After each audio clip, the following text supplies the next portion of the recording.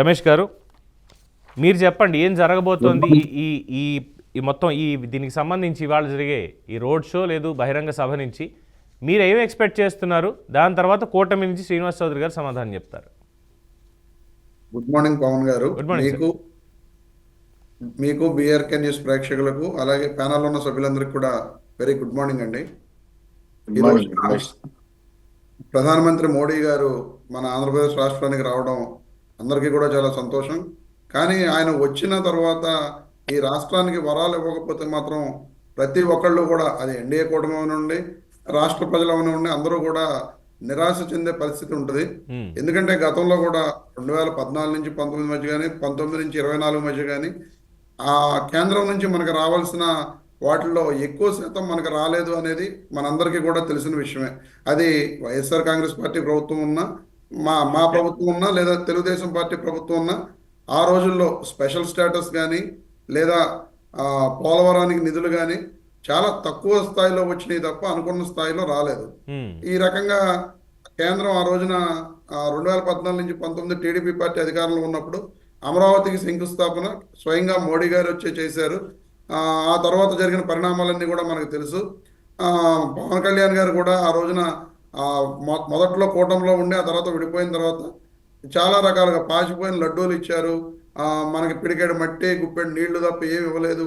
ఈ రకమైన కామెంట్స్ కూడా చాలాసార్లు విమర్శలు చేయడం జరిగింది.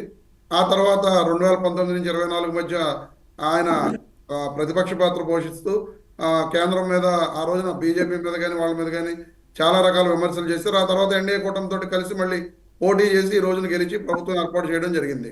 సో ఈ రోజున తెలుగుదేశం పార్టీకి కానీ జనసేన వారికి కానీ కేంద్రం నుంచి నిధులు తీసుకురావాల్సిన అవసరం చాలా ఉంది. వీళ్ళిద్దరూ కూడా కూటమిలో మెయిన్ పాత్రదారులు, ఏది ఆంధ్రప్రదేశ్లో. అలాగే కేంద్ర ప్రభుత్వంలో వీళ్ళిద్దరూ ఎవరు బీహార్ మీద కానీ మన ఆంధ్రప్రదేశ్ ఎంపీల మీద మాత్రమే నిలబడి కేంద్ర ప్రభుత్వం ఈ రోజున అక్కడ ప్రభుత్వం ఏర్పాటు చేయడం జరిగింది. కాబట్టి రాష్ట్ర ప్రభుత్వంలో ఉన్న బీజేపీ, టీడీపీ, జనసేన నాయకులకు క్లియర్గా ప్రధాని మోడీ గారి మీద ప్రెషర్ చేసి ఈ రాష్ట్రానికి రావాల్సిన నిధులు అవన్నీ కూడా తీసుకురావాల్సిన బాధ్యత చాలా ఉంది. మనందరం కూడా చూడాల్సిన విషయం, కేంద్రంలో ప్రభుత్వం ఏర్పడగానే బీహార్కి 45,000 కోట్ల రూపాయలు గ్రాంట్ ఇచ్చినట్టుగా మనందరం చూసాం. కానీ మనకు అమరావతికి మాత్రం వరల్డ్ బ్యాంక్ నుంచి, ఏషియన్ డెవలప్మెంట్ బ్యాంక్ నుంచి కేవలం మనకు అప్పు ఇచ్చారు తప్ప దానికి కేంద్రం కౌంటర్ గ్యారంటీ ఉంటామని చెప్పారు తప్ప ఎక్కడా కూడా గ్రాంట్ ఇవ్వని పరిస్థితి. అలాగే పోలవరానికి ఇచ్చిన 12,000 కోట్ల రూపాయలు కూడా జగన్మోహన్ రెడ్డి గారి ప్రభుత్వంలో మార్చిలోనే శాంక్షన్ వచ్చింది. కేంద్రం క్యాబినెట్ మీటింగ్కి ఆ రోజున పెట్టబోతే అప్పుడు కలిసిన ఈ టీడీపీ జనసేన వాళ్ళు అది పెట్టనివ్వకుండా అడ్డుపడిన పరిస్థితి. ఎందుకంటే ఆ రోజున ఆ గ్రాంట్ క్యాబినెట్ మీటింగ్లో అప్రూవ్ అయిపోతే జగన్మోహన్ రెడ్డి గారికి న్యాయం జరుగుతుంది, లేదా జగన్మోహన్ రెడ్డి గారికి ప్రజల్లో కొంత ఇది అవుతుంది అని చెప్పి ఆ రోజున దాన్ని వీళ్ళు అడ్డుకున్న పరిస్థితి. ఈ రోజున 12,000 కోట్ల రూపాయలు కూడా శాంక్షన్ వచ్చింది. ఈ రోజున ప్రధానమంత్రి మోడీ గారు శంకుస్థాపన చేయబోతున్న గ్రీన్ హైడ్రోజన్ హబ్ కానీ లేదా బల్క్ డ్రగ్ పార్క్ కానీ రైల్వే జోన్ కానీ జగన్మోహన్ రెడ్డి గారి ప్రభుత్వంలో వచ్చిన శాంక్షన్సే తప్ప తెలుగుదేశం కూటమి ప్రభుత్వం తీసుకొచ్చిన కొత్త శాంక్షన్స్ అయితే కాదు.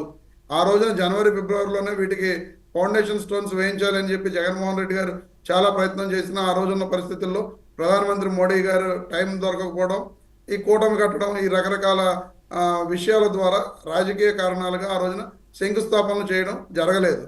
ఈ రోజున ప్రధానమంత్రి మోడీ గారు ఈ రాష్ట్రంలో శంకుస్థాపనలు చేస్తున్నవన్నీ కూడా జగన్మోహన్ రెడ్డి గారి ప్రభుత్వంలో జగన్మోహన్ రెడ్డి గారి కష్టంతో ఆయన కేంద్ర ప్రభుత్వంతో మాట్లాడి తీసుకువచ్చిన పరిశ్రమలే తప్ప కొత్తగా తెలుగుదేశం పార్టీ తీసుకురాలేదు. సరే, ఎవరు తీసుకొచ్చినా సరే ఈ రోజుకైనా వాడు శంకుస్థాపనలు చేస్తున్నారు, ఇది అందరూ హర్షించదగ్గ విషయం.